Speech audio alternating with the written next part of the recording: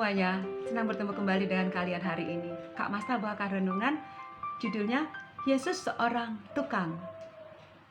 Yesus seorang tukang. Tukang apa?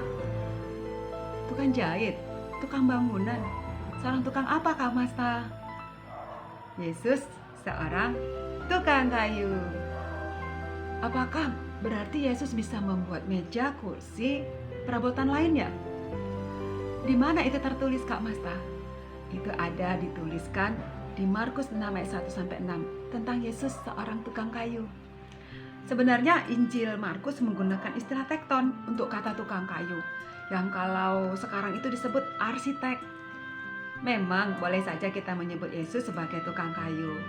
Namun pekerjaan Yesus bukanlah seperti tukang kayu yang kita ketahui sekarang ini, yang membuat perabot-perabot dari bahan kayu. Di zamannya, Yesus bukan hanya membuat barang dari kayu, melainkan juga dari besi dan mungkin juga dari batu. Terus apa hubungannya pekerjaan Yesus dengan iman kita sekarang?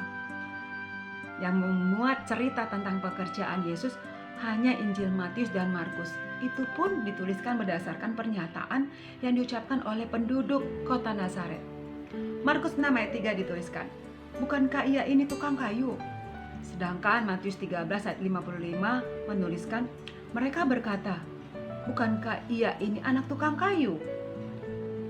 Persamaan antara kedua ucapan itu adalah keduanya bernada merendahkan adik-adik.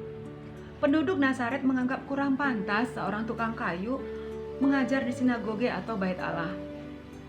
Sebenarnya juga mereka terkesan dengan pengajaran Yesus. Markus 6 ayat 2 menuliskan, jemaat yang besar takjub ketika mendengar dia. Mereka juga mengakui bahwa ajaran Yesus benar dan bijak, sehingga mereka bertanya, hikmat apa pulakah? Akan tetapi, mereka kurang bisa menerima bahwa ajaran itu disampaikan oleh seorang tukang kayu dari kota mereka sendiri. Akibatnya mereka kecewa dan menolak dia. Mungkin bukan hanya penduduk Nazaret yang berpikir demikian. Orang lain pun akan sulit menerima Yesus sebagai Mesias jika mereka mengetahui bahwa Yesus hanyalah seorang tukang kayu biasa. Memang pekerjaan seorang tukang kayu terlalu jauh dari jabatan Mesias. Karena itu ada orang yang sulit menerima kenyataan bahwa Mesias dulu adalah seorang tukang kayu. Untunglah kitab Markus mempunyai kejujuran untuk mengungkapkan fakta ini. Markus tidak malu mengenang Yesus sebagai manusia yang ia bekerja sebagai tukang kayu. Catatan Markus yang tampak sepele ini telah menjadi warisan iman kepada gereja sepanjang abad. Warisan yang kita imani itu memang agak misterius. Yesus adalah Mesias, tetapi mengapa ia hidup dan bekerja sebagai seorang tukang kayu?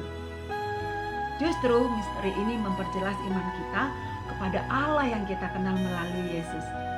Allah yang adalah Allah yang dengan sadar dan sengaja dia memilih pekerjaan tukang kayu ketika ia datang ke dunia ini. Allah tidak merasa hina untuk hidup dan bekerja sebagai tukang kayu.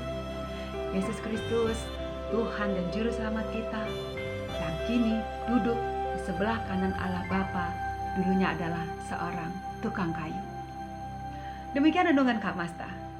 Kita berdoa. Terima kasih Tuhan Yesus, Engkau mau menjadi seorang tukang kayu agar Engkau bisa bersama dengan kami di dunia ini. Amin. Yesus memberkati. Shalom.